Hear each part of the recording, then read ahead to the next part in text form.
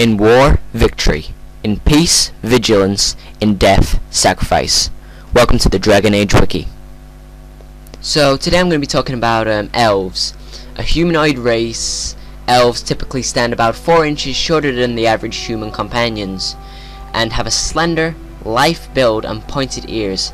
In Ferelden and many other parts of Thedas, elves are treated as second-class citizens, often referred to humans as knife-ears as a racial slur.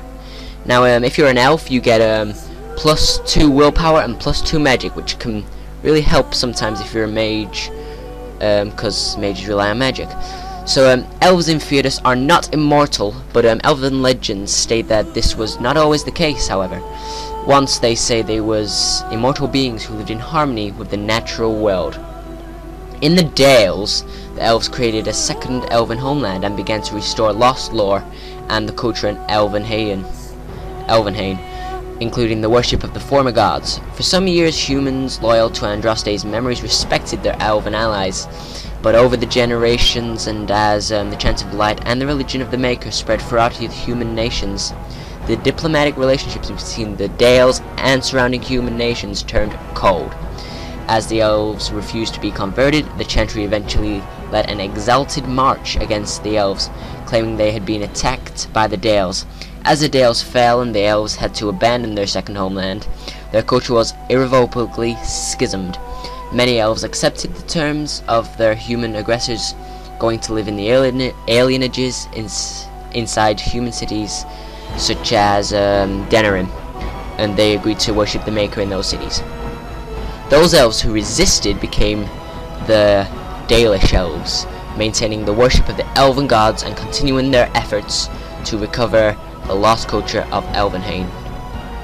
So there are 2 types of elves. Elves who live in Alienages, which are the city elves, and the Dalish elves. So city elves live in Alienages, which have existed for as long as elves and shems, which are humans, have lived in the same lands. Ours isn't even the worst. They say that Valroe has 10,000 elves living in a space no bigger than Denerim's market, which isn't that big, and their walls are supposed to be so high that the daylight doesn't reach Valroe until midday. Now, the Dalish elves lead a totally different life to these. They wander throughout remote areas of Thedas, such as the Brachelian Forest. The clans date back to the ruling clans of the Dales, and the Dalish are the descendants of the ruling houses and their destroyed homelands. Dalish elves seek to recover, inherit, and preserve the knowledge and sacred treasures of the 2 fallen kingdoms, and for that purpose they often seek out old elven ruins for such things in the face of danger.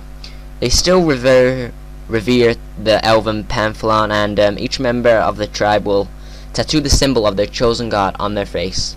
So that's really all to talk about the elves, so stay tuned for the next episode, and until then, goodbye.